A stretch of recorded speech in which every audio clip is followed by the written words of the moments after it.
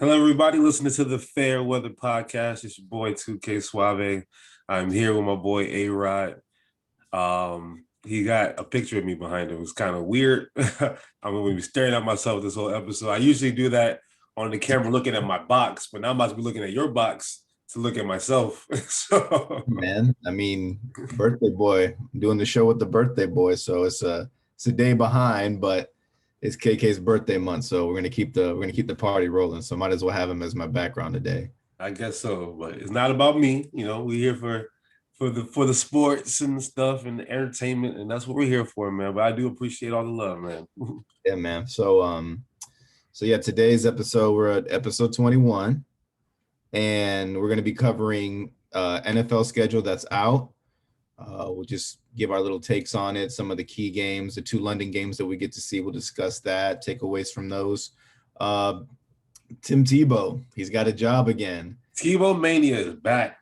Yeah, so we'll discuss that. We'll discuss our feelings, players' feelings. What does this initially mean for football with the Tim Tebow signing when he hasn't played in 10 years? And will he make that team? Then we'll discuss the MLB decline, and we have some proof of it with all these no-hitters that are going on. People just It's easy to throw a no-hitter now. Yeah, it's like a video game out here. You can just go out there and just whiff everybody if you want, because nobody's being patient and attacking the plate like they should. So we'll discuss that and how can we make baseball more appealing. And then because Mr. J. Cole decided he wanted to throw in his name to be a new face of African basketball. Shout out to my dog. Yeah. So we decided to make our top five, starting five of, I guess artists, hybrids, whatever you want to put in there. Yeah, whatever you want to call it, we're gonna call it that. We'll discuss that. That'll be our little fun segment at the very end of the show. So let's go ahead and dive on into things. Week 1 NFL schedules are out. All the schedules have been leaked by now. Yeah. So by the time y'all are watching and listening to this, we all know the full schedules. But yeah. Yeah, Peyton Manning just leaked the Broncos one, so everybody's having fun with it. Leaking the schedules. I sent KK one today that showed the Jets one, and it said top classified on it, and it had the right teams on it, just not in the right order. So obviously wasn't right. But I mean, looking at my team, there's a lot of question marks everywhere, and I told KK there's a solid 1 win as long as Deshaun Watson's not playing. There's a solid at least 1 win there. He says maybe 5, but who knows? Who knows who comes out to play this year for the Jets? I like 5 for you guys. Five is comfortable. That'll be 3-game improvement. Yeah, it would be a 3-game improvement. And I got us going like 7 or 8, so that would be a 3 or 4-game improvement for us too. So, it's not like it's bad. Yeah, steady. Yeah. So, what games that you see on this list are the most appealing ones to you? Well, we kick it off with week 1. I would say that for me. So, wait, for my team or in general? In general, whatever's intriguing to you. I mean, we can talk about like for everybody, and then you can just say which one's intriguing. Because my week 1 matchup is interesting for me because you know how I feel about Mr. Sam Darnold. So. Oh yeah, you got your little Carolina day. I'll let you get to that, but I want to see how Dak Prescott comes back against Tom Brady. This is gonna be one of those games in which I'm a diehard Bucs fan, cheering for the demise of the Cowboys, whom at this point in my life, they're the reason why I got Devontae Smith. So I don't even hate him like I used to hate him 2 weeks ago. It's a different kind of hate now, but it's like, okay. I hate the Giants more now. That's where I'm at. So I just want to see how the Bucs do now that they have expectation. And then I want to see how Dak's looking when he gets back. All signs right now looks like Aaron Rodgers is still going to be a Packer, probably. They figured out something. I don't know. They're going to offer him the team plane, all the money in the world, investment opportunities, whatever he wants. All the cheese in Green Bay, man. They said cheese curds, cheese doodles, whatever. They have it all for them. So in the event that Aaron Rodgers is still going to be there, I another week 1 matchup, that Saints versus Packers game. We're gonna see how the Saints. No one knows how good the Saints. I mean, we're so used to the Saints being like pretty good because Drew Brees has been there for the last 15 years, right? Yeah. And so we're so used to like, okay, the Saints will probably win 9, 10 games, and then it became 11, 12 games, and then 13. So now we got famous Jameis or Taysom Hill be playing quarterback week 1. We don't know yet. Green Bay has had a weird, crazy offseason, so we don't know what these two teams are going to look like week 1. So I'm intrigued to see who's taking snap at quarterback week 1 for the Saints and who's taking snap at quarterback for the Packers week 1 as well, because who really knows? So at this point, that game, Buffalo and Kansas City has a rematch, and so does Cleveland and Kansas City.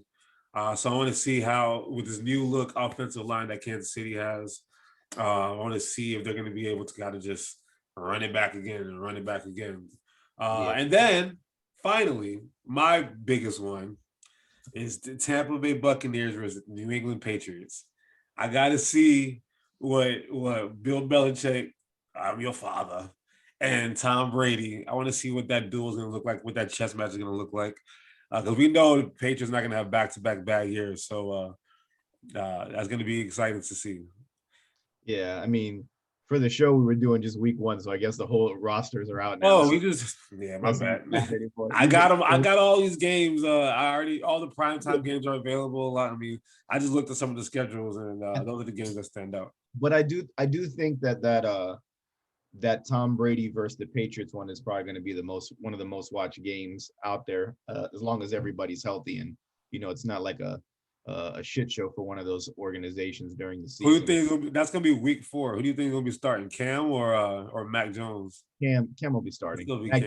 Mac Jones is not going to be touching the ball this year at all. I hope not. I want my dog Cam to prove himself. That look, I still got it. I do too, and I think it's going to be a good matchup because Bill definitely made that team a lot better, drafting, putting together the necessary free agency needed, getting the type of players that Cam Newton would excel with, which is our tight ends. He definitely excels better with the tight end than a monster receiver, because Cam's never really had a monster receiver. So get him the extra blocking, get him the hands that can catch and get you 15 yards, occasional 40, 50 if they can get in the open. But that's a good pickup for Bill. And Cam has, played the Bucks a lot, so he kind of knows what he's going up against when he goes into Tampa Bay. Correct. So it's gonna be a good match. Fun fact: me and Cam got the same birthday. Just putting it out there. So damn, that's all. I should have put Cam as my background on the other side. yeah. Cam would have been way better to put it instead of me. I think that Chiefs 1-2 against the Browns is going to be good week 1 too, because we get to see a stacked, renewed, put to a brand new O line that they're going to have there in Cleveland, going up a brand new defensive line. A brand new defense in general. That's a lot of new guys on that defense. It's going to be a good game. It could be like one of those shootouts we get to see again. Yeah, that they did that in college, right? The shootout game. 685 yards, like 703 yards. I'm like, what the hell is this? Big 12 football at its finest. And then last year they did the same thing too, pretty much. So it'll be a definitely interesting game to watch. Week 1, definitely. The first game, kick it off on Thursday with the Cowboys. Like I'm dying to see what Dak is gonna do. Yeah. He's making a lot of money, and I'm proud he's making that money. My opinions of Dak doesn't change because of the money. I always want him to get paid, but I do want to see him excel, and I don't want to see him fall into the trap that he got paid and he just sucked after that because his heart wasn't in it. Did you see that top 10 list of top paid athletes of 20 was it from May to it was for the last 10 years? For the last Dak Prescott? How? Yeah, that's what I want to know. I think he's won one playoff game and he's a top 5 paid athlete. Subway commercials and those Campbell soup. Those Tempur-Pedic commercials and all that he's doing, man. I'm like, damn, Cam. It's because he plays. But this is what people say. Like, they want to play for like a team. You play for the Cowboys. You play for the Yankees. You play for the Lakers. Automatically, your stock just goes through the roof just because you play for these certain teams. So Yeah. kudos to him. I mean, I'm not gonna let it's money. I'll let him get his money. It's not, it's whatever. Yeah, man. I mean, it's great that he's gonna be back and he's gonna be playing, and I think that's what that team needed because him and Zeke need each other. Zeke plays well when Dak is on the field. Zeke, Zeke is on his way to falling out, bro. I don't know. I feel like he doesn't care anymore. I just feel like this is my opinion on the Cowboys, really quick. They're one of those teams that everybody thinks like football, you can just put everything on one player and expect to win it because of the one player that you have. Like Myles Garrett is not going to carry that entire defense by himself, even though I'm pretty sure he could. He definitely can't wear a suit because we saw him read out that draft pick from Cleveland. He was about to bust out that suit. God bless that suit. He probably had to return that thing, man. But I mean, no one player can do everything. So if Dak goes down and you expect Zeke to rush the ball and do everything all the time, like you're just basically depleting your running back at this point, and he's not going to have any wear and tear for however far you go into the future. So I get all that, but I mean Zeke is also a head case. He's just lost his step. Like I obviously as an Eagles fan, I watch a lot of Cowboys games and a lot of Giants games. Some Washington football team, but not as much. But I like to study my opponent, so I watch the Cowboys a lot. And I've been watching him since Ohio State. So as a Michigan fan, I've been dealing with Zeke for a long time now, unfortunately.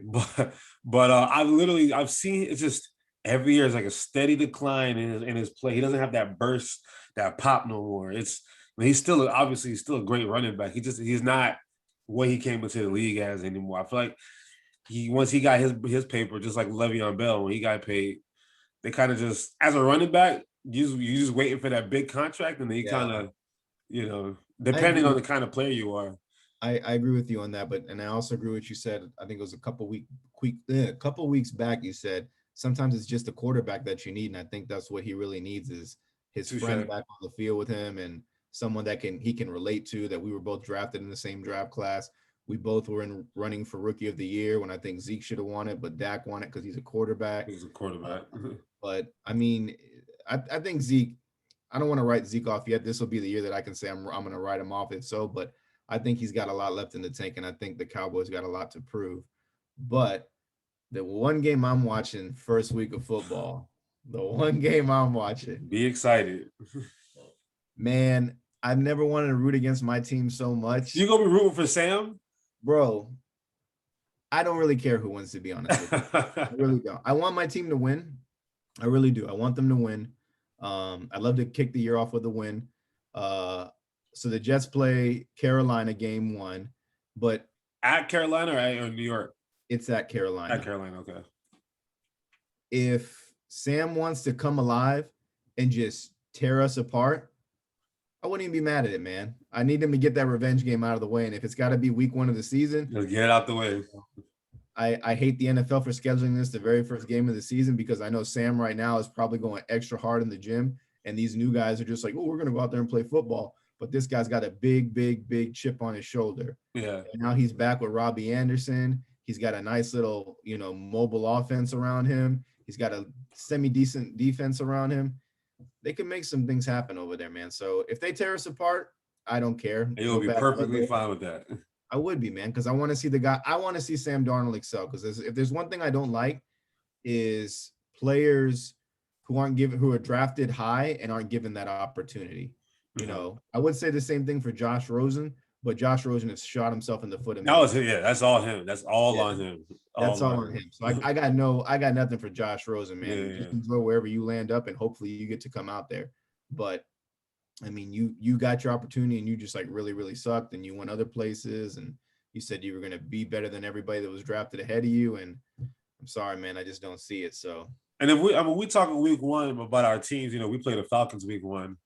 So I got to see Kyle Pitts' first game of his career is going to be against the Philadelphia terrible secondary. I told Nick Cullen I'm going to pick up Kyle Pitts on DraftKings that week. So to me, he's probably not going to be that expensive yet, and it's against a secondary that I know is not good. So it's going to be Devontae Smith versus Kyle Pitts, which is going to be exciting. And then I don't know what they're going to do with Julio. It really just depends. Like, you know what? Oh, I was going to say this, actually. You know how they're shopping Julio around? Supposedly, yeah. Supposedly. If I'm Aaron Rodgers, I'm like, yo, fuck it. That's what I'm saying. If I'm Yo, Aaron Rodgers, I'm like, yo, I'm like, just look, you want me to y'all want me to stay? Go get Julio. I want Julio and Devontae. And then you can't tell me if he got Devontae Adams and Julio on the same roster, they beating the Bucks in the playoffs. Oh yeah, man. They're making it at least to the Super Bowl and have a date with the Chiefs or something. I don't know, but I mean, if they can get, that's what they need to do. Because I mean, he's available apparently, and you want to keep your star happy. So I agree, but Julio. This comes down to the GM pulling the trigger that Aaron Rodgers doesn't already like, and you got to get rid of a lot. But we could do a podcast on the. Well, how much is a lot for a 32-year-old receiver? I know he's all-time great, but still 32. 32-year-old still elite receiver. Still elite. And like, what's your goal? What's your goal at the end of this year? It's to beat the Bucks if you're the Packers. That's it. It's not to beat the Bears. It's not that'll take care of itself. You're going to the NFC Championship possibly again if you have Aaron Rodgers. Yeah, automatically you should be there. But who would you want on your team? You would want Julio Jones. He knows how to cut. He knows how to run those routes on those DBs. He knows he's played them his entire. Especially if he has the NFC South. Yeah, exactly. As the Eagles, we've been shopping around Zach Ertz. They should take him off our hands too. Like y'all want Zach? Go ahead. We're just waiting for that one to fall. It'll come though eventually. So really quick, predict you guys how many wins for your team? You said one? Seriously, one?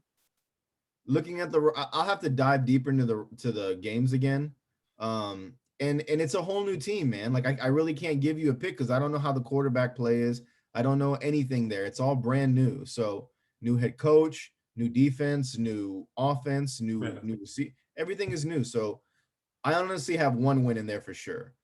And that's a step down from last year. You guys are tied with for 19th with the 49ers and the Patriots as far as strength of schedule.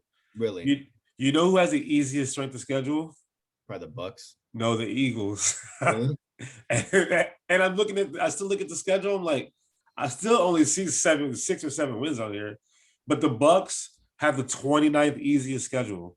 AKA they're probably gonna go 15-2 and just waltz into the damn Super Bowl again, unless the Packers can go get something. Because their schedule, the Cowboys got an easy schedule, the Falcons got an easy schedule. Like So my thing would be, we should do this at the end of the segment, but we're here already. I would say the ceiling is 5.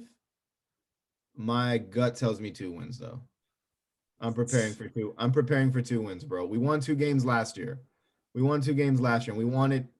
wanted. This is where I want to be proven wrong because we should have won 4 to 5 games last year, and we lost it in the last quarter because the defense couldn't keep up. So now we have Salah, who has a defensive mindset. Exactly. You have a better coach now. I know that, but he hasn't done anything as a head coach, as a defensive coordinator. Okay, but I like to prove me wrong. I want to be proven wrong. All right. Here's what I'm looking at your schedule, okay? You guys got the Bengals on Halloween. That's a winnable game. The Panthers, week 1. That's a winnable game. I think you're going to split with the Dolphins. Because you're not going to go 0-6 in your division. You're not going to go 0-6. You split. We went 0-6 last year, bro. It's not going to happen again. Now we're Robert Salah there. So y'all going to split with the Dolphins. So that's 1. The Texans without Deshaun, because you got the funny thing about it, well, it is week 12, right? So if Deshaun gets suspended for like 8 games, he'll be back. If he gets suspended for 10 games, he'll be back. But if he gets suspended for the whole season, then yeah. But the fact that it's week 12, it might not be so winnable if they don't. But Deshaun doesn't even want to be there anyway. So we'll count the Texans as a win. And then the Jags, Lawrence versus Wilson. That's a game you should look forward to. I am looking. That's the last game of the season. And I'm December 26th. Huh? December 26th, day after Christmas. So it's the last game, right? No, it looks like the last game is January 9th against the Bills. Week 18. Because remember, guys, we have an extra game this year. So yeah, that's right. So I think you guys will win 4 or 5 games. 5 is my ceiling, like I said, but I'm expecting to win 2. And because the the Jaguars made some good pickups. All right, we'll get into some questionable ones, but I mean, Yeah. they drafted very, very, very well. And I know those guys haven't proven anything, but I mean, when you get two guys that play college football together and you put them on a pro team together, that's That's a very, good that two guys that were like in championship games. You know, yeah. not just Joe Schmo off the street and Joe Schmoet. It's the two guys who have been winning 11, 12, 13 games a season in college. So yeah, for sure. They're exciting. And even the same thing with Cincinnati. Same thing, Burrow and Chase. Like you're Yeah, gonna I mean, they see still gotta protect them. they do. I Their mean, defense still gotta stop somebody. So that's an easy winnable game, but I mean, going back to it, we lose in the fourth quarter. So hopefully that fourth quarter mentality, you know, is gonna be different. I like Salah's message, everyone, all gas. It's what we're doing. All gas is the new thing in the locker room. So I want to see all gas, man. I want to see these guys out there doing their thing. I'm excited about the team, don't get me wrong, but I'm not the kind of guy that goes out there and like, we're gonna win 10 games, we're winning the division, and we haven't won the division since 2002 or something like that. And no, or it we didn't hasn't win been the up. division. When Tom Brady tore his ACL, Yeah, we didn't win the division that year either. It was the Dolphins, and we were the it wild was card. the Dolphins. Yeah, so it's been a long time since we won a division, but I'm excited to see a young team. I just want to see players progress. I don't want to see players get lost in the system. So I just looked at your average because I looked at the margin of victory and defeat. So Tampa Bay averaged winning by 9 points a game last year. You guys' margin was minus 13. Yeah, I was losing by 2 touchdowns. It they didn't want to play for the was guy. the worst in the NFL, by the way. They didn't want to play for the guy. I wouldn't want to either. Sheesh. Made no sense. It Yeah. was everybody knew that was a no It sense. will, it will be tough. It will be a little tough for you guys, but I think they go rah rally for Robert. So They love that guy, and yeah, that's one thing I want because I think I'm a little disappointed in his recruiting this year. I thought he would get some better players on defense, but I'm not mad with some of the guys he signed. I thought he would definitely get the dude Solomon Thomas from 49ers and yeah. Richard Sherman to come over, and I would have loved that. But the smart thing for them would be stay where they're at, where the team is actually going to be good. So yeah, I'm not mad with the pickups. I want a good defense. Sherman hasn't even signed yet.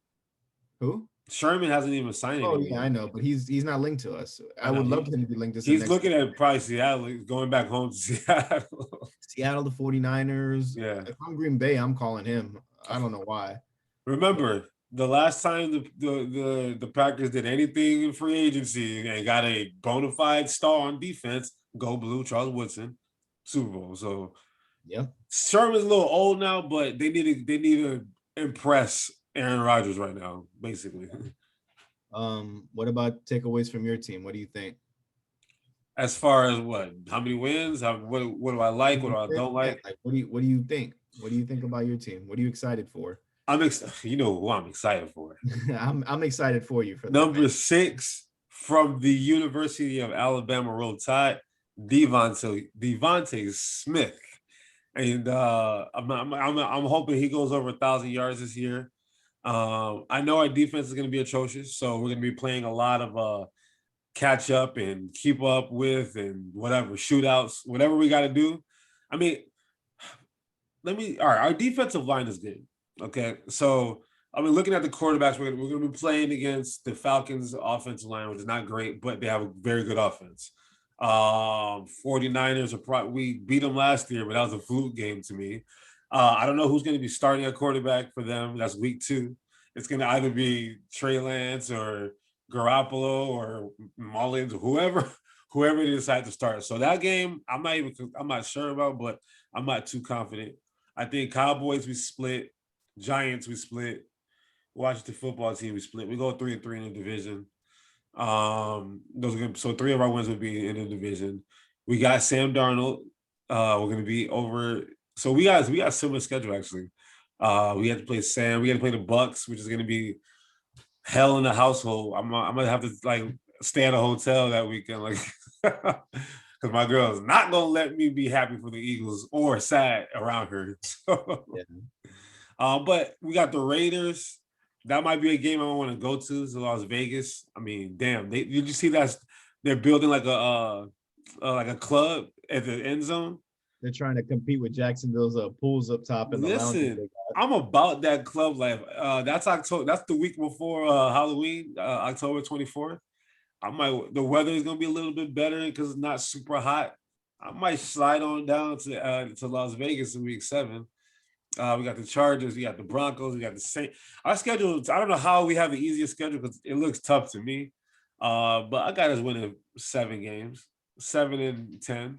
We'll get like a number 9 pick in the draft, number 10 pick in the draft. And we'll keep building that offensive and defensive line or get a better secondary. But honestly, I don't have expectations for the season. Damn, I don't know what we have. I just want Jalen Hurts to look formidable. I want that relationship with Devontae Smith to be well. And maybe Jalen Reagor is better than I thought. He's got a lot to prove now because we literally drafted a receiver in the first round after drafting a receiver in the first round last year, which goes to tell you that we know we made a mistake. So hopefully he can prove himself. Hopefully our offense looks prolific, and I think we got 7 wins in us. Yeah, you wanna see progression. I understand that. You want to see Hurts take the big step next year. I mean, and at least we keep it real. You know, as fair weather fans, we're used to being critical of our teams, and because we know better. We're not stupid. Okay, so it's not like I'm trying to like poo-poo on my team or you're trying to poo-poo on your team, but you know your team. yeah, I know my team, so leave it at that. the best thing they could have done now is I shouldn't say the best thing because they've hired my team has hired good head coaches except for last year. It's just the GM and the coaching not being on the same page. So hopefully Joe Douglas and Saleh are on the same page and they can create a winning culture in New York. The crazy thing with the Eagles, so a lot of the problems that we had stemmed actually from the same exact reason. Because I was reading some articles on the Athletic and stuff like that. And they were like, there was a huge divide between Jeffrey Lurie, Howie Roseman, and Doug Peterson. Hence, one of them had to go. I remember I told him I'm not going to say anything bad about Howie Roseman for a while because he drafted Devontae Smith. So did what he did. I got nothing to say about him. We got rid of Doug Peterson, who just won us a Super Bowl, but that's neither here nor there. We got rid of Carson Wentz, which if Carson Wentz had a good offensive line and receivers to throw the ball to, I don't think he'd be that bad. I think the Colts are going to have a great year because they have a great offensive line, a good running game, and good receivers. So I don't know. We made some mistakes, but I feel like, if hopefully this Nick Sirianni guy is good. I know you're high on Robert Salah, but I don't know a damn thing about Nick Sirianni, so I have nothing to be excited about with him. So there we are. I'm running through this Bucks schedule too, man, and these guys 15-2. Yeah, man, like it's almost inevitable they're gonna win. Like it's lot of easy, games. Right? It's really easy. I think the only hard games they're gonna have is gonna be against the Rams with that defense. Yeah. And maybe Chicago's defense, depending on how the quarterback play is there. But that defense is gonna be scary against Tom Brady. And then maybe Buffalo. That's all I really see is really the difficult teams to get over the hump for them on. It's gonna be other good games. I would talk shit about you picking the Bears, but the Bears did beat them last year. Mm-hmm. But it was Nick Foles, Nick Magic. So probably not this year. Whoever, I don't know who the quarterback again. There's so many. It's crazy. You never know. There's so many teams right now that we have no idea who's starting week 1. We have no idea. So it's like wow, that the Bears are one of them. So we'll see. We'll see what goes on. 2 London games this year. My Jets get to go play the Falcons. Woody Johnson probably, bartered that deal there to get in there since he was the liaison for the UK under the Trump administration. And the Dolphins versus the Jags. Usually we have 4 games there. Now the Jags are their home stadium is really is. And it really is. The only reason why they're keeping more games here is because they got Trevor Lawrence and Tim Tebow. Which is a perfect bridge into the next part of the show. the Tim Tebow effect. Mr. Tebow is now signed with the Jaguars. Lord. Yeah. And I mean, my personal opinions on this, I mean, he's not coming in as a quarterback, but however, people are saying they're going to use him in different positions is what they're going to use him as. You know what they're going to use him as? A clipboard. Taysom Hill. That's what they They think. should. That's what they think they're going to get out of him is Taysom Hill. Exactly. They think they're going to get that because he's been conditioning and playing baseball and playing wiffle ball and softball celebrity tournaments and all whatever he's doing. But let's be real about this. This is my take on this. Your boy has been out of the league for 10 years now, and Urban Meyer decides he's coming out of retirement to be a head coach, this time in the NFL. Yeah. And he's bringing the band back together. You know, now he's bringing Tim Tebow, his old quarterback, to come and play. So he's giving him ideally the second chance that nobody ever gave him in the NFL because he sucked as a quarterback. Yeah, he did the Steelers. Not to cut you off. Teams wanted to give him a second chance, but not as a quarterback. Mm-hmm. That's on Tim for not wanting to change positions 10 years ago, but continue. Yeah. But he didn't let his pride get in the way. He saw himself as a quarterback, as he should. It's your body, it's your value. You did beat the Steelers in the playoffs, so I understand that. But Demaryius Thomas beat the Steelers in the playoffs. It was a 10-yard slant route that Demaryius Thomas housed. So yeah. But again, I'm not here to go ahead, continue. If John Elway is going to pull the trigger to get Peyton Manning and create a winning franchise for the next 5 years, I'm going to make that move every day and get rid of Tim Tebow. Thank you. I mean, I remember when I went to New York the first year he was there, they had him in jockey underwear over the Lincoln Tunnel, and you never saw him ever make a snap for the Jets, maybe twice. We share that in common. We had, because he was with the Eagles for a little bit too. We both had Tebow in our locker rooms. It was a waste of time for us, man. It was no good. I mean, Sanchez was definitely on the outs because they took everything away from him, and he was on the decline for us. So we didn't even try having Tim Tebow go in there and take Sanchez's spot because we knew he was that bad. Yeah, that bad. So what I'm getting at overall is that this guy has been out of football because of his pride, and he didn't want to convert to the tight end position, this new hybrid role that you're seeing guys like Taysom Hill excel in. And so he went to commentating, playing minor league baseball, whatever. But you got guys like Kaepernick who stand up for what they believe in, a real social justice issue that's going on, and then get blackballed out of the NFL. And then now to the NFL saying like, oh, we're so sorry, we'll give you a second chance, and not even giving him a second chance. And then guys like Des Bryant, who are healthy, stud receivers, and you don't want to give him a chance because I don't know why, but Tim Tebow gets a second chance. Spit, give me something. So ever since I first saw the article and everything, I've had a lot of different emotions and a lot of different lenses to look at with this one. Now, before I even look, Tim Tebow is not a bad person. You know, I think he gets a bad rap because he's stubborn.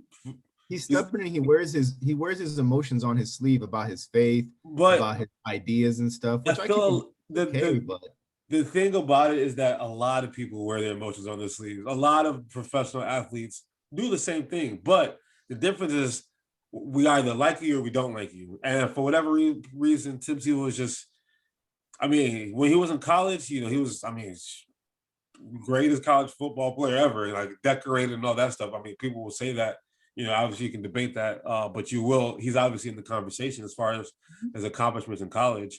But when he got to NFL, everyone said the same thing. He can't throw, which was 100% a fact.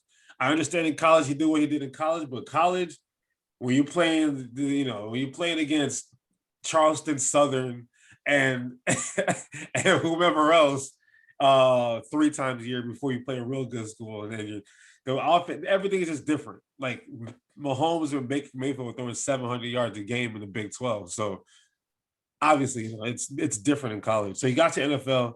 We know he can't throw. His throwing motion is terrible because you got guys like Myles Garrett and JJ Watt chasing after you, that elongated throw is not going to work. So and they told him to fix it. He never got to fix it. So they suggested him moving to H-back, fullback, tight end a long time ago. Now, the problem I have is that a lot of players get told, hey, you should probably switch positions. And a lot of players just do it. I know like Lamar Jackson's probably wouldn't let him do it, but Lamar Jackson proved that he won an MVP as a quarterback. So you can't tell him nothing no more. But like I remember Pat White back in the day, he was a really good quarterback at West Virginia. And I said, look, bro, we need you to switch positions. He didn't complain. He didn't cry. He switched. Receiver. He switched because, all right, cool. All these Ohio State quarterbacks, a lot of them come to the NFL. Like, what's his name? God, the guy. Terrell Pryor. Great Ohio State quarterback. They said, bro, we need you to play receiver. All right, cool. Like, he did good. A lot of these players that get, so I know back in the day, there was a stigma like black quarterbacks always were forced to switch. Some of them needed to switch and some of them didn't need to switch. But at least the ones that were willing to switch, the ones that made that switch, it works. I mean, Julian Edelman played quarterback in college. Julian Edelman is a great slot receiver for the Patriots for many, many years. So I think had he just bit that bullet a long time ago, instead of letting his stubborn, I mean, I'm stubborn, I understand.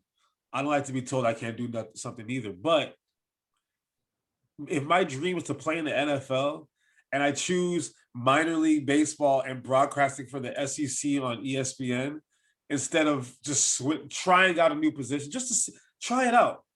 Try it out when you're 26, 25, 26 years old. Don't try it out when you're 33. So the problem I had was, it took him this long to realize, oh, maybe I should try switching position. But at this point, now he's a distraction. Had he made that transition a long time ago, he's not a distraction in the locker room. He's just this great college quarterback that switched positions a lot, like a lot of other players do. But now, 10 years later, with minor league baseball, I mean, with everything that's come with him since then, now he's a distraction in the locker room. Jacksonville's trying to have a new identity. As far, they went 1-15 last year. Like they're trying to like build a new culture there. So you got guys in that locker room who are fighting for roster spots. Yet, because Urban Meyer is my boy, I can just go take one of these roster spots. I'm really not that good at football anymore. I've been playing the muscles and stuff that you use to play baseball are different from like every sport requires different activity, different kind of workouts. So he's gonna take up a roster spot. He can't run routes. He can't block. What can he do at 33, 34 years old that, you know what I mean? Like it doesn't make sense to me that he's making this move, but more power to him that Urban Meyer is his boy. I mean, at the end of the day, if you keep people close to you, at some point they're gonna eventually scratch your back after you scratched your back, even if it's 10 years ago. So, him and Urban were great in college together, and then Urban bailed on UF, and Tebow kept that locker room together at UF. So maybe he's there to be an assistant coach, a glorified assistant coach. But he's costing somebody $600,000 who really deserves that roster spot. But because he's Tim Tebow, he's just taking someone's roster spot. So I don't like that part, but I can't knock him because I understand if I'm a professional athlete, I'm not gonna. I don't. You know how professional athletes go out like kicking and screaming before they want to leave, like 20 years, 22 years. Tom Brady's 45, so it's like, what can I say? But he's a professional athlete by nature. That's why he tried the baseball thing in the first place. So I understand him wanting to continue to play sports. I just don't think this football thing is going to work out for him. I don't know what Urban Meyer has up his sleeve. It didn't work for Nick Saban when he tried the NFL. It doesn't work for a lot of these college coaches. So I don't know. We'll see. I mean, he could eventually be like a Udonis Haslem for the Heat and be that guy that's there. No, because Haslam's been there since day one. I know that was my other argument. Is like the only difference is Haslam has been there since day one. But like you were saying, there's nobody in the Heat locker room that would say Haslam got to go. No, absolutely. And we already saw reports that Jacksonville, their team is split on this. Yes, half of them are okay with it. It's May, and they already have issues in the locker room because of one player. Yeah, that's not how you want to kick off a team that just went 1-15. Yeah, that's not, and that's you've inherited a team that's very young. Now you're bringing an older person into this. To piggyback off of what you said, that Haslam has been there since day one. Yes. Um, Now I don't think they're approaching this right because Tim Tebow was the vocal person in the Gators locker room at the University of Florida with Urban Meyer. So maybe he's thinking he can get that type of leadership and role out of that from him here. However, this guy hasn't played football in 10 plus years, and kids' mentality, the game has changed. Um, some people don't like Tebow for They're his. not gonna. They don't have any respect for him. Like a No, lot of these kids in that locker room are not gonna have any respect for him. no. I mean, I know he's from Jacksonville, so they're thinking they can get Jacksonville people to come to the games more and see Tim Tebow, but you're not going to see that guy suit up. And if Oh, I'm he's a gonna be. defense, Urban's gonna put him on the field. he'll get on the It's field. just not gonna look pretty all the time. Yeah. So my thing is, and I hate bringing race into stuff and playing the race card on stuff, but like, do you think it's also privilege at the same time that he gets this opportunity to play? Because Des Bryant put out that tweet that was like, you see so many talented black athletes that go out there and they got a lot left in the tank and they just give up on us. But Tim Tebow, 10 years. I'm asking you. Again, I've been trying to look at it in so many different ways, and I'm trying to think of an example of like things like that, like things like this that's happened in history. So like I know It's very rare, but for example, it wasn't 10 years, but I remember Magic Johnson when he got the HIV. He tried to come back like in 94, 95 after a few years off. He came back like 400 pounds overweight. yeah, And it just that's what looked I bad. imagine. It looked bad. But the Lakers were like, hey, whenever you want to come back, because he has a relationship with them, with the Yeah. Bus family. I mean, however you want to look at it, Urban Meyer and Tim Tebow have a relationship. So he played, like, think about it. The 31, if he called every other one of those coaches and GMs and presidents, they'll, sorry, Tim, we just got no room for you, and hang up the phone, right? So it's not like he was actually privileged because no one really wanted him in the locker room, period, anyway. It just took that one Urban Meyer. So, like, let's say there was somebody who was really, really like close with Colin Kaepernick while he was in the NFL. Because I don't know what his relationship was with anybody in San Francisco. I don't remember who the GM was or the coaches were. I don't know any of that stuff. It's not at the top of my head. But if there was somebody who was like a position coach, like a quarterback coach, that he was really close with while he was with San Fran, and then that same quarterback coach is now the head coach of so-and-so team. And let's say it was Bill Belichick. You know how Bill Belichick runs everything in New England, right? No matter what Robert Kraft would tell Bill Belichick is going to bring in whoever he wants to bring in, right? So let's say him and Bill Belichick were really, really close. It's not like I think there would have been a better opportunity for Colin to come in, but again, he became quote unquote a distraction because of what he stood for. They did it to Mahmoud Abdul-Rauf in the NBA. They did it. I mean, they do it. They tried to do it to Tebow. It just took an Urban Meyer to get him away from that. So it's just one of those things in which, yeah, there's privilege, obviously, but I have to give some of this on Urban Meyer. It's Urban Meyer's call at the end of the day. So my rebuttal to that is that it wasn't Robert. I know you said, what if it was Bill Belichick and Robert Kraft? Like, I feel like that situation would work well for Kaepernick if that was the thing, because you see Kraft hanging out with Meek and stuff, yes, and doing all those different things. But I'm saying if they were close, though. Yes, I'm saying if I'm just saying that it wasn't. If it was, I said that would have been a good place for him to go. Oh, 1,000%. Great. Yeah, but 1,000%. Any other team, whether it was a quarterback coach that coached Kaepernick, they're going to be like, and this is where it gets really, fucked up, in my opinion. Oh, you coach Kaepernick and you want him over here to try out? Yeah, we're sorry. I think he's a little bit old and we don't want to have that stigma tied to us. We're all about Black Lives Matter and promoting it, but we just don't want that here in the stadium, because damn well if they put him into the stadium, they're going to be like, oh God, nobody wants to come to the games because of that. So question, because I've heard, I've been following that Kaepernick thing forever. Because, like, remember Baltimore offered him a contract, but he turned it down because he wanted more money. He wanted to be a starting quarterback early on. And then So I mean, that could have been an opportunity for him I at think that point. I think Just like, so think about it. That was one team that was actually about that life, and he turned them down. I just And I just think honestly, hold on, before you go on, I just think Cap's heart's not in it anymore. We of say it course is. not. Of course I not. just think I just don't think it's in there anymore. Yeah, no, of course not. And mind you, they're not even asking him to switch positions.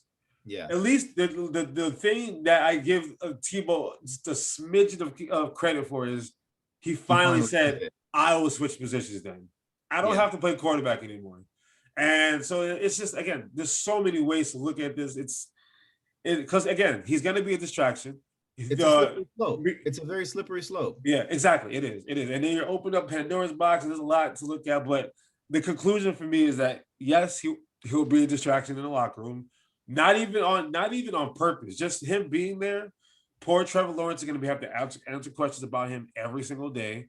Like, think about it. Like, that's not, you don't want your rookie quarterback having to answer all these damn questions about Tim Tebow. Like, I'd be pissed off if, like, damn, I just got drafted pick number 1. I'm about to put this franchise on my back. Oh, the savior is here. Like, that's who they think the real savior is. Like, I'm Trevor Lawrence, and y'all got the nerve to bring in this Tebow guy. Like, I don't care about Tim Tebow. Like, Yeah, so those times have changed, man. yeah. It definitely is a slippery slope. Personally, I'm not saying it's bad for football, because I know this is what I also don't like is football. Football's a very crazy market, because, like, obviously a lot of minorities love the sport, and I hate getting all political and racial and shit, but I'm gonna do it anyways. I don't care. It's my show. It's our show. But minorities love the sport, and minorities run the sport for the most part. However, the face of the franchise is usually a quarterback, and now you're seeing that shift kind of go from the tall, lanky white dude to the minority guy playing the quarterback role. So The athletic they call them dual threat now. yeah, dual Back threat. then they called them the athletic quarterbacks. Now they're the dual threats. just like if a black dude goes shoots up a place, he's a terrorist. But if it's a white guy, he's a law-abiding citizen. But anyway, so you're seeing that change. And then here's what I can't stand about football is they try and tie the military, God, and all these crazy things together. So you got a guy like Tebow who stands for all of those things. And on top of that, he definitely made his stance on where he sits on certain topics that some people think are controversial, whatever. He was definitely out there in a Super Bowl ad for abortion, saying he's not for abortion and all that stuff. I have no problem with any of that. That's your beliefs. That's fine. Yeah, right. But when you're like supposed to be the savior of football, Mr. Godly and all that, like, keep your opinions to yourself. Live that godly life. I don't know. And then, just like you said earlier in the thing, you're taking money out of somebody else's pocket. This is $600,000 that could be somebody else's who needs it. Tim Tebow has made a shit ton of money playing with the Mets, working for ESPN. He's a shitty analysis, but I mean, they still pay him. They're giving him money. The Gators could be playing, Charleston Southern, and he's gonna pick the Gators every time. We know that.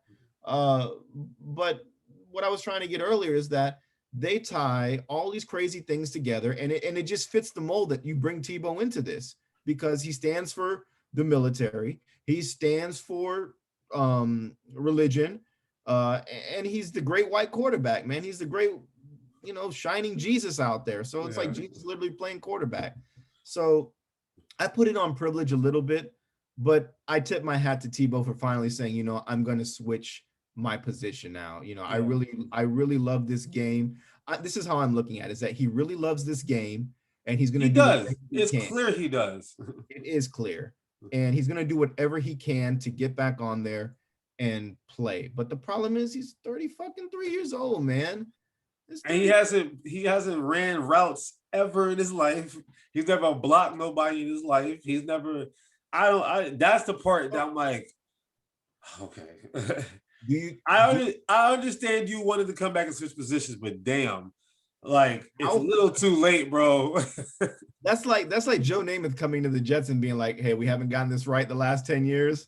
Just let me get one more Hollywood Joe routine in there. Like, think of somebody that you've had that was on your team 10 years ago, and they try to come back right now. I can't even think of anybody. I mean, Brandon Marshall ain't coming back in the league. I mean, he's built Yeah, the shit, but yeah, he's old now and he's doing yeah, great with his podcast and he loves it. exactly. Shadow Like Chosinko coming back. maybe that's Tebow, and a lot of these guys swear they like Terrell Is Owens. is Terrell Percy Owens, Har- is Percy Harvin going to get a contract? I want to see no, Percy Harvin come back. no, like Get all the Gators there. it's like it's one of those things. Like it's bro, he could have just been an assistant coach, bro. Like seriously, like if you really like look, come But back. even Terrell Owens tried this, and everybody kept shutting it like Terrell. Yeah, You're done, give man. it I up, know give you're it going up, to Terrell, great. give it up. And we're talking Done. about one of the greatest receivers of all time. We're not talking about a guy who has to switch positions. It's just like, bro, just and it's like again, the pride thing of a professional athlete, they never want to hang it up. That's just a fact. They never want to hang up the cleats. They want to hang up the sneakers. They want to hang up the helmet. It's hard. You know, go out kicking and screaming, but obviously I don't wish injury on nobody, but it might take something like that for him to be like, all right, bro, I don't really need like think about it. You've made enough money. You can get whatever job you want in this world. Like ESPN calls, you get it. Fox Sports call, you get it. And you want to go get a concussion? Well, damn. If that's what it's gonna take, because now teams are gonna be targeting him. They made it clear. I forget somebody from Green Bay, I think it was. It's Devin Bush from Pittsburgh was like, Devin Bush. Dog, this is like that's they're gonna be playing the Jags like they just won the Super Bowl. You know how you play the team that's the best, you give them your best because you want to see how you measure up against the champs. They're gonna be treating the Jags like they're the Super Bowl champs, and everyone's gonna be giving them their best, late hits, dirty hits, talking shit to him on the sideline. It's gonna be a lot for a rookie. And I love Trevor Lawrence. I think he's Andrew Luck and Peyton Manning had a baby. It's Trevor Lawrence. And I don't know if this is going to be a good year for him because that's a lot to deal with in May. So if Tebow makes a team, which I expect him to, they got 4 months to figure this thing out in the locker room because if the locker room is split and your GM and your coaches and all those guys are split, if the whole team is split down the middle on this, it's not going to be fun. It's not going to be fun for anybody in that locker room. And I think I like the direction that they were going in up until this point, but we'll see, man. We'll see. So, I mean, I guess you just answered my last question before we go to the next topic. Do you think he will make the team? You think he'll make the roster? Oh yeah, of course he's going to make the roster. I'm going to say it. I'm going to say he's not going to make it because I think they're Urban Meyer would not cause this fanfare in May for him not to make the team. At this point, it's too late. He's got to be on the team now. It's one of those things in which we'll see. I think with all these different rumblings about the team being 50-50 on and the distractions, and then once they put on pads and start running routes, I think we're going to see that roster spot be given to somebody else. And Tim Tebow could maybe be like an assistant advisor or something like that. Unless he steps down himself. Because he could be like, you know what?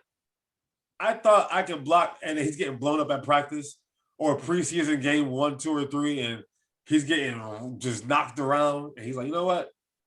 I don't know, man. This is not. I didn't think this position gonna be like this. So I'm gonna just pack my things and leave myself. Then maybe he's training to be a UFC fighter for this, and he just needs the off-season workouts. Who knows, man? Anything is on the table. If Tim Tebow tried to do UFC, like how like people are gunning for Jake Paul right now.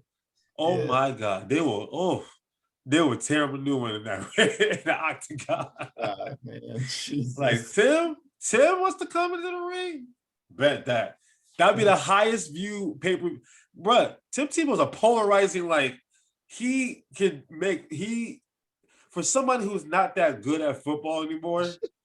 People will buy season tickets to come see him play. Like that's what it is. At the end of the day, it's a money grab for Jacksonville. But it's because of his. That's why he's gonna make the team. That's why. That's why he's gonna make. They're gonna make money off of Tim Tebow. That's why, man. I mean, look, I hate when faith plays into shit. I hate when someone does that because you watch the guy in the NBA get shunned out of it because he had his faith and his belief on things, and they shunned him out of it. And I don't like that shit, man. I'm sorry. So, and Mahmoud is 50. He's still balling. He was in the big three back a couple years ago. My dude, he's dropping buckets. 52 years old and balling. Steph Curry before his time. but that's another story. Yeah, we never got to see that. Yeah. All right, so we rarely talk baseball on here because it's a long season, but there's some pivotal things going on in baseball. We have officially four. I mean, I'm not watching anything right now, so I can't keep up with what's going on now, but we have, as of today, there's four no-hitters that have been thrown in baseball. The most was back in like 1913, 18, something like that, in the early 1900s, that 8 no-hitters were thrown.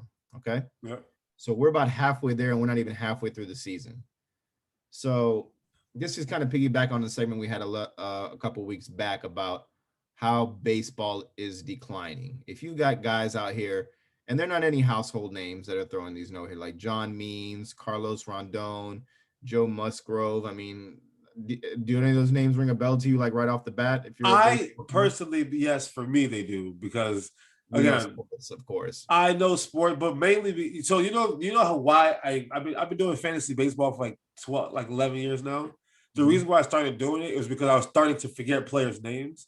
So I was like, I'm gonna do fantasy baseball so I know who plays for who, and that's how I've gotten back into liking baseball myself. Yeah. But I can't It's like say a the fun same for sport. everybody. I think if you play fantasy, you have to pay attention to that stuff It's anyway.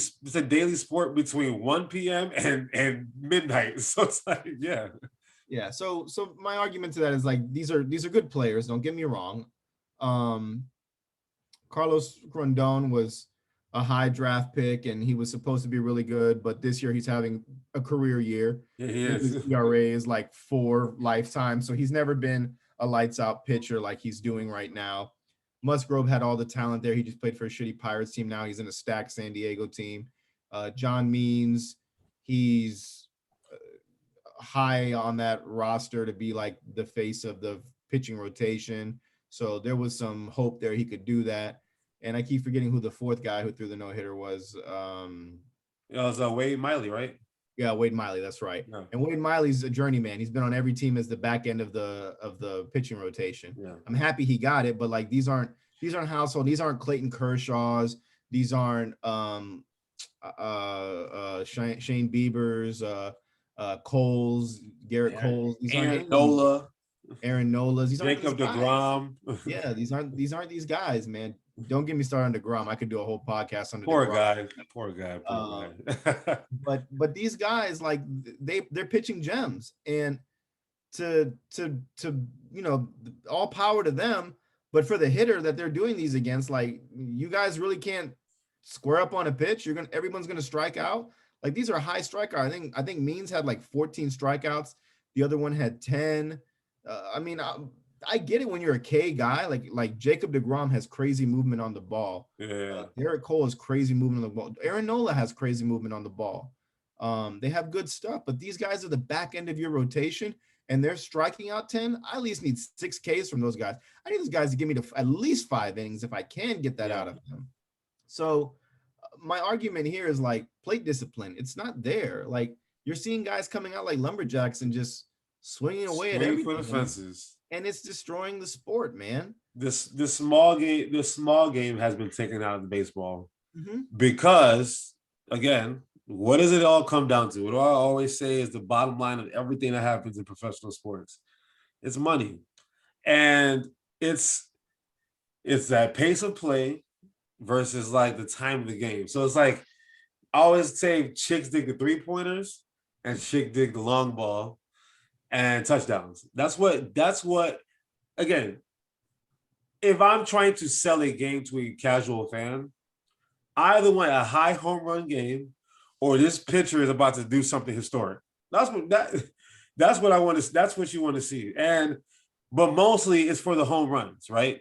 So if I'm the hitter, if I'm the batter, and my analytics guy keeps telling me, yo, just swing for the fences. My GM is telling me, yo, I'm gonna pay this guy more money, even though he's batting 214, but he's gonna get me like 40 home runs this year. So yeah, I'll pay him more money. So it's like you follow that model, like, yeah, how am I gonna get paid? I'm gonna go hit more home runs. So, and some of these guys are good at it, but if it's like the 3 ball. You live by the 3, you die by the 3, right? Steph Curry only comes around once in a generation, right? Other than that, again, I always say this with basketball. You win it with defense and doing the little things, right? I don't be seeing people bunting the ball no more. Nope. I don't I don't see like the first guy hits, he gets the first base. Dude, Second guy bunts. The third guy sacrifice fly. You don't see that like that cute stuff, like the little things anymore. But that makes it exciting. I argue this. Yeah, because that's how it should be. Yeah, I mean, you do this in Little League. You do this to win the game. So Yeah. I argue this with my father all the time. Like he brings this to my attention. That if Kevin Kiermaier were to bunt, his batting average would probably be about 250, and he'd be on base with runners in scoring position for somebody who can come up and maybe plate somebody. But the problem is nobody wants to bunt. Nobody wants to learn how to hit against the shift. If the guy is left-handed and they come out there and they shift on him, it's like 1 out of 50 he's going to hit it down the third baseline. It's not going to happen because he has no plate discipline. And my other argument to that is that they're hiring these guys who are friends of friends or they're glorified hitting coaches. If I'm hiring an ex-MLB player to be my hitting coach, he better have a good resume of being a good hitter. If he's not a 300 hitter, he better have walked more than he got hits in my books, because if he's batting, if his lifetime average is 230, he's got like 400 homers and shit ton of RBIs, and that's good. That's a decent MLB career, but you're not my hitting coach. And I know the Marlins had an issue with Barry Bonds being the hitting coach while he was there. I remember that. Personally, Barry Bonds as a hitting coach, I wouldn't want him as one because he has a big rain cloud over him coming into that organization. And then what can he really tell you about his hitting approach after the steroid era? They just walked me. Go out there and this is like, what are you going to do? That's not the way to approach it. Chili Davis, I get that guy being a hitting coach. He was a good hitter.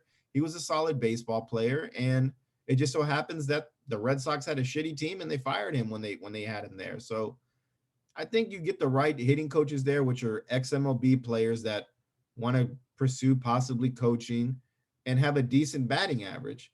And then if not a great hitting instructor that, had to have revived the careers of players or bring up the players and stuff like that. But this K rate shit and I don't think anybody on the Rays is batting 260 but Joey Wendell. Everybody else is like under 250.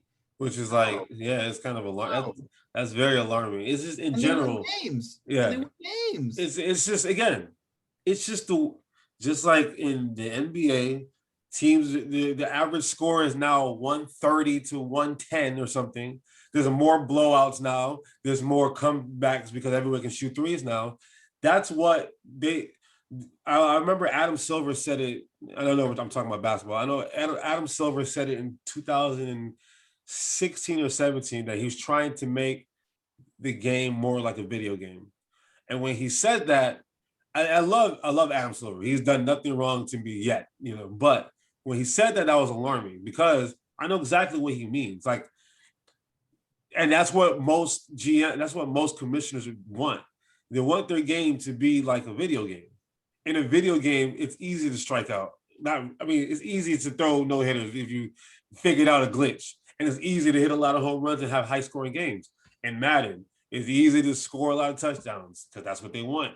It's a video game. In basketball, you play 5-minute quarters and still find a way to score 100 points. This is how it is. So it's the thing is that they're trying to attract as many new fans as possible. They're trying to keep growing the sport, hence why the Jags are always in London. Like, they're trying to find ways to make their product more appealing to fans. You, fortunately or unfortunately, you're a baseball purist. So people like you're just the old guy, get off my lawn kind of thing, right? No, I'm okay. But I'm just giving you their perspective. You're the old guy that's get off my lawn, and they're like, no, we're trying to bring, like, think about it. Back in like the 90s, there was like, I think the amount of African Americans that played baseball was like 14%. It's dropped to like 6% or something like that. It's dropped considerably over the last 20 years. They're trying to make this sport more appealing again so that people, the casual, fan in South Central is going to be as interested as somebody from Boston. They're just trying to find ways to just continue to grow the sport. Yeah. They want more women watching the sport. They want more, minorities of all race. Like they want it to be a global thing, right? Baseball is already a global sport, but in America, it's supposed to it's be America's pastime, and it's American. Think about it, it's America's pastime. But let's be real, right now, the NFL is really the most popular sport in America, and then basketball is right behind it. And hockey, I mean, hockey's starting to get more exciting than baseball. So like, and then they're really pushing for the soccer in America now because they're tired of losing in the national stage. So baseball's got a lot to keep up with. So what's the best way to do that is they got to have high home run numbers or a guy that can throw. His ERA is 0.68 and he's thrown 250 strikeouts a year. Like that's what they want. That's what they're going for. Remember when Strasburg, like they love when Strasburg came in and rolled to Chapman. They see 100 miles per hour. Oh, he threw 100 miles per hour. That's what they want. They want stuff that's like, wow, he did that. Well, here's my arguments. I'm not a purist, and I'm not like a get off my lawn type of guy. But like, I feel like if you see a lot of Ks in the game, what are you really watching? Like, if you said it best. Chicks dig the long ball, okay? And sports evolve. You're seeing it with in baseball with Ohtani. Yep. Ohtani is the best example of that. Yep. Nobody in their right mind since Babe Ruth was going to allow a guy to pitch and play a position, or even at that DH. It wasn't going to happen. Yeah. But this guy said, "I'm going to bring you tickets. I'm going to go play with the best baseball player in baseball and probably history as well. Exactly. And we're going to do this." And he pitched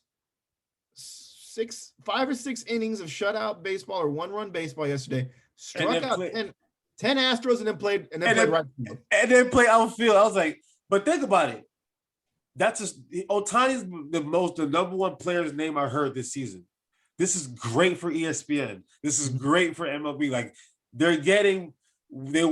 baseball is trying to find players that they can just hang their hat on. Please, like Fernando Tatis when he did his Tatis, I'm sorry. When he did his MLB The Show, what do you call it? Press video game thing. He was like, yeah, I'm not, I'm flip my bat and I do this and do that. Like they're trying to make this game just, more exciting. So whatever it takes, they're going to build their brand on those kind of players. I 100% get that. I like the flashiness. I love like people who don't like the bat flips. They've never played a game of sport in their life. They never had emotion. Adrenaline. That's adrenaline in your body. They never had emotion. Moment. Exactly. So I have no problem with the bat flip. And these old heads. So baseball and boxing are two types of sports that the old head is just never going to be out of. There's a clash. There's always going to be that clash. It's going to be like that. And I'm okay with a lot of the things that are going on, but my only thing that I can't stand really is the K rate, because my father always tells me best. And I mean, even watching it, you don't remember players that hit 230. You remember the good hitters. You remember Wade Boggs, Tony Gwynn hit 240 or 340 lifetime. Like these are good players that played the game. And I mean, if you hit, I mean, I even think Barry Bonds is a 280, 290 lifetime hitter or something. He's got a good number for his batting average, but his walk rate was insane. Yeah, and it's because nobody wanted to pitch. Barry Bonds' lifetime was 298. Yeah, that's exactly. That's amazing. Exactly. And even when he was with the Pirates, it was really good. I think that's when he was. Mark was probably lower. No, I think he was like 270, but that's still pretty good. Might have been 250, but I think it's 270. Let's see. Mark McGwire's life 263. Yeah. He swung for the fences, though. He swung for the fences. He swung for the fences. When he was in Oakland, he was supposed to be the next big thing with Canseco, and they had a thing going on there. Yeah, they were passing the needle around.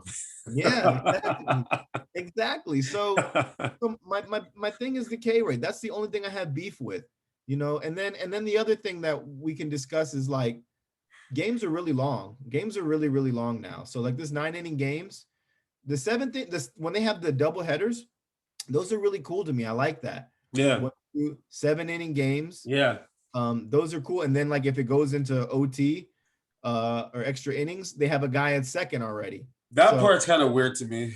That's weird, but it's a quick pace of play I game. know it's just that part kind of bothers me a little bit. It does bother me, but it's intriguing. It's interesting as kind of like a baseball The, person. the thing about baseball to me is that I already expect it to be a pretty lengthy game anyway. So it's like, What sucks is like baseball is turned into a thing where, and the Rays don't even have like club seats for business and stuff anymore. I don't think like the Lightning do, like the yeah, Bucks do, but yeah, it's become a place that you can just sit with your business clients, talk bullshit, not even pay attention to the game. yeah. You know, A it's lot of it's the baseball games I go to, honestly, free. I've probably actually watched. I've been to maybe 6 baseball games in my life. In total, I've actually paid attention to like 7 innings of those 6 full games. A lot of times, I'm trying to start the wave. I'm about to get a beer. I'm talking to the people I'm with. Unless, and then if it's like the 8th, 9th inning, I'm like, all right, now let me pay attention now. Let me see what the score is. I love the game, man. Like I'll go buy tickets to go watch Mike Trout play. You know, Oh yeah, of course. I got But to see Pool Host, I remember the greatest game I ever went to, one with my dad, and we sat in right field, and it was against the Mariners. I was a kid. Alex Rodriguez was at shortstop. Ken Griffey was in center. Jay Buhner was in right. Jose Cunha was in left. John Over was at first. David Segui was at second. Paul Serrano was at third. And whoever else Edgar Martinez was the DH, and Randy Johnson was pitching, man. It was like the greatest game I that ever was watched in like, my life. yeah, that was a lot of And talent on the field. I remember watching that game, and it was super, super cool to see that. I even got to see David Ortiz play he was with the Twins, and he hit a home run. That was crazy when I got to see that. I remember that game. So baseball, like it hits me to the core. But there's just a lot of things that they have to address. And to me, it's become like a more pitcher friendly thing. Like if you're going to a baseball game, you've got to be interested in pitching, is what it is. So it's like chicks dig the strikeout now, not the long ball. Both. It's both though. Because think about it. It's either strikeout or home run. Strikeout or home run. That's what they want. they want it to be a strikeout or a home run. They don't want to see all this extra, this and that in the third. Strikeout or home run. That's what they want. So how do you think they can fix baseball to make it more appealing? What would be your answer to that? uh the player, I think I don't know how their players is like a union and association is. But I feel like they needs to be like they need to meet up and they need to hash these. You know how they have the in December they have all these meetings and stuff. The They need winner to really just sit down and talk about the game. Don't talk about because they talk about contracts and revenue, signings and stuff. revenue. Yeah, they talk about a lot of that stuff, which I understand. TV deals, I understand all that stuff. But at the end of the day, you want to watch your product, like talk about the product and bring in players from the past to be a part of that the association. I don't know who the president of the Players Association is. I don't know. I don't really, I'm not that plugged in as far as those details, but that's the kind of stuff that needs to be spoken about.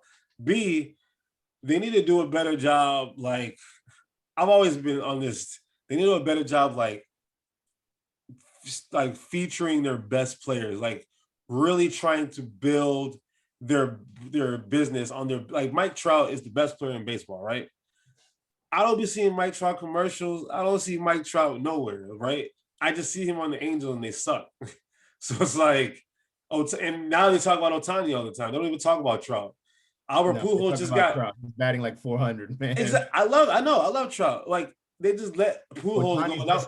Ohtani is just healthy now. They just let Pujols go. No one even talked about it. They talked about it for a day. Like we talked about Albert Pujols. They talked about it for less than a day. Like if the Packers cut Aaron Rodgers, that's 2 week story, right? Pujols just got sent to the street and no one talks about it. They gotta do a better job boosting their stars. Like LeBron James, Steph. You know how it's a player league in the NBA, right?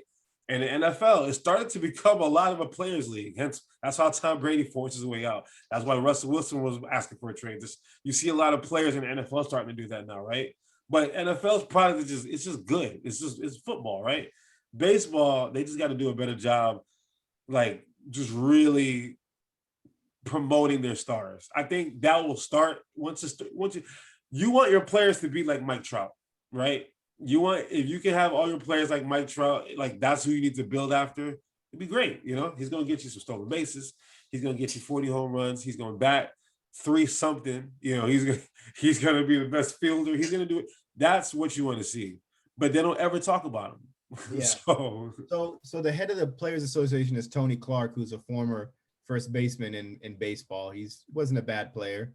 And then you've got guys like Andrew Miller, I think Elvis Andrus and Max Scherzer are part of like the Players Association that are actively in the MLB. Because think about the NBA, it's Chris Paul, and then you have like Kyrie Irving and LeBron James. Those are the people who are those are big, like the All-Star game.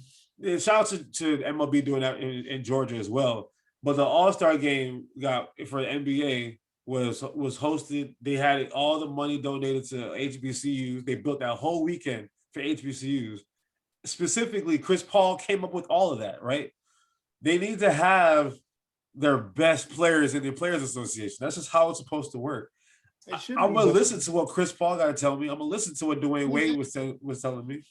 Max Scherzer is a pretty good player, but... Yeah, but you know that as a baseball fan. But if I asked 10 people in the street right now who kind of watch baseball, 3 of them will know who Max Scherzer is. But I also think, like, you got to want to do that as well. True, like, true. Chris Paul is the man for that job, and him and Cliff Paul could do that job by themselves, man. Yeah.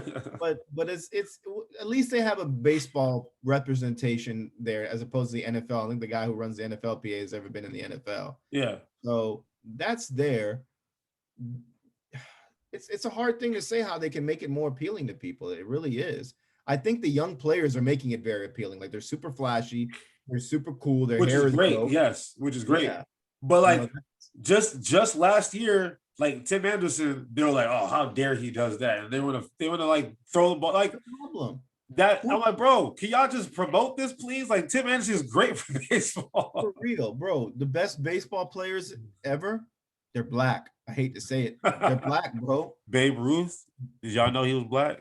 Yeah, apparently he has some black in the Did y'all know Babe Ruth is black, guys? Babe Ruth is black. So we got the home run leaders: Babe Ruth, Barry Bonds, Willie Mays, Hank Aaron, the best, man. And I mean, my Latin connection, they're great too. Don't get me wrong, but like black baseball is it. That's the thing, is you got to appeal to the black market too. So it's hard to try and get that back to being appealing, because then you become like whitewash, is what they say. You become the Oreo. Because like, think about it. Kyler Murray, great example. He had a choice: starting quarterback for the Arizona Cardinals or play for the Oakland A's. He could 9th overall pick with a $4.5 million contract already signed. He was driving. This is why I don't like Kyler Murray. This is why I kind of hate Kyler Murray. He was driving a green Lambo to practice at Oklahoma. Fuck Kyler Murray, man. He was like, you know what? I'm gonna go get this football money instead, because I could be first overall, but I went first round 9th pick by the A's.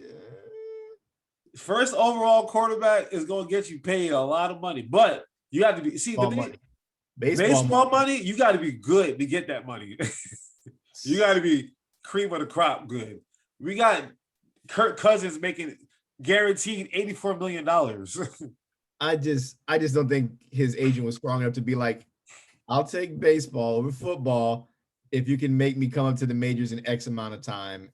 Or if they would have just found a way for him to do both, like Deion. That will make. Think about it. What Deion did for baseball in the 90s is crazy. He found a way to do both. That's what needs to happen again. When's the last time we saw a Deion or Bo Jackson happen? It's been a very long time. Yeah, a long time. So there has to be some kind of player that is very good at both sports. Deion excelled at baseball. He really was. He was more of a defensive player and a good base runner, but he got some big hits. I remember he got some with the Braves and with the Yankees that were really good. But Russell Wilson, he tried, but they just kind of made it hard for him to want to do it.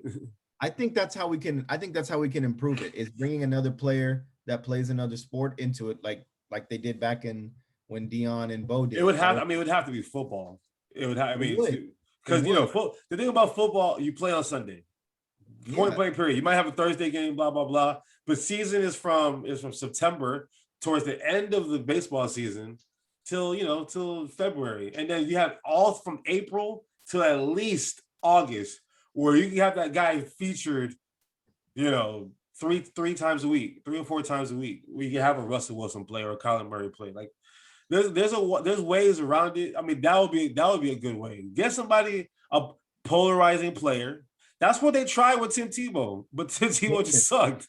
Jameis was a closer at Florida State. Yeah. I was watching. I remember back when he was in college. I was like, damn, he played baseball too. Damn. But that's the conditioning sport. Yeah. I played football for baseball. Yeah. So I did it opposite. But that'd be a good thing to do.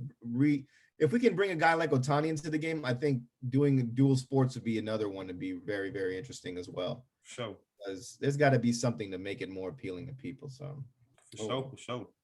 All right, let's wrap up the show, man. We have one more segment, our fun segment that we like to do at the very end of the show. Since Mr. Jermaine Cole Jermaine is going to play in Rwanda now for the Africa Basketball Association. Let's get it. I'm happy for him, man. He's saying he's going to hang it up. He's saying he doesn't have a problem hanging it up and following his dream, because we all know J. Cole is a baller. We all know he's a baller and he can play. We've seen him at the All-Star games. We see him go toe-to-toe with KD in them little courts that they have in the upstairs and like the 12th floor of the New York. Where it's like the best basketball games I played there. It was like everyone gets buckets in there. J. Cole is always invited, man. He has that respect. Because they know. So KK and I thought it would be fun to make a list of our starting 5 that we would have. Maybe a bench if KK wants to throw some bench players in there. I did a starting 5. I did a starting 5. And I just had like an honorable mention as my bench player. That's okay. I didn't give him a list of what it had to be. I was imagining we would just do artists, but I mean we can go from there, I guess. You did. You want me to go? All right. So I'm gonna start. My point guard, and I don't know what these dudes were thinking on Bleacher Report when they put Lil Baby or Jack Harlow out there to team up with 2 Chainz and Quavo. But Lil Durk is my point guard. Lil Durk is ball. Damn, I was hoping you didn't know that. Oh, bro, Durk is one of my favorite artists, man. Durk one of my favorite artists. So I'd be paying attention to Durkio and all them boys at OTF. So Durkio's running my point. My shooting guard has definitely got to be Mr. Quavo, man. This boy is the new face of basketball for rappers now. Yeah. Small forward, we're going to put Mr. Jermaine Cole out of St. John's out there. Power forward, I had to think about this really quick, but I do remember this guy that used to ball. He was a rapper. He hit it big. His son could ball. I know he's gonna say. Came in tanks. I'm putting Master P out there for my power forward. I got you. And then my center, I'm putting Titty Boy out there to run it, since the motherfucker's like 6'8", 6'7". He's only 6'4", okay? 6'4". Really? I thought he's bigger than that. He's 6'4". He's just 6'4". All right. Mr. Hype Man over here. So that's my starting 5 that I came up with. All right. So I don't know if y'all know. This boy that can ball, he's an R&B singer. Chris Brown. That man is a hooper, okay? Look it up.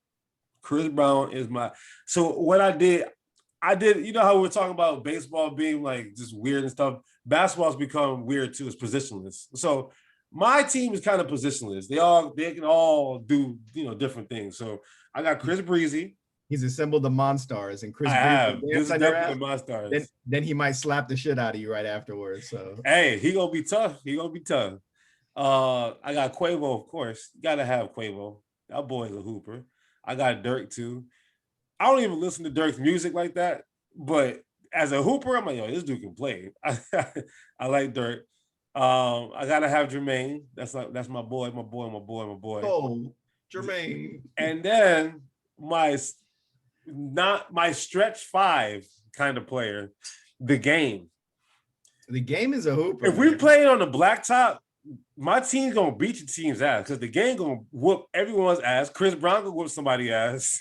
There's gonna be a lot of red bandanas and guns around. Exactly. Too, so. J. Cole's 6'4". The game's like 6'5". Like, I got an athletic team. I got some dirt guy handles. Chris Breezy is like Russell Westbrook kind of player.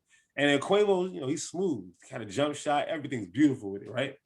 And then I had like an honorable mention. He's not gonna. He might not. We might not put him in a game. He's kind of like the white mamba. What's his name? Brian Scalabrine. Brian Scalabrine, where you gonna put him in it because he's good for the fan.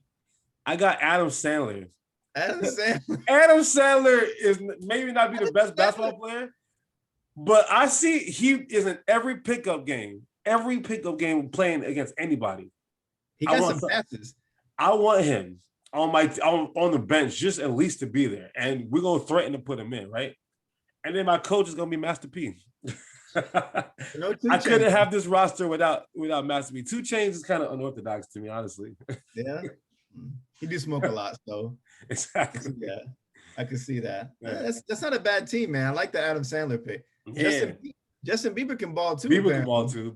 That's what I was looking at Chris Brown and Bieber. I was like, nah, I'm gonna give it to Brown.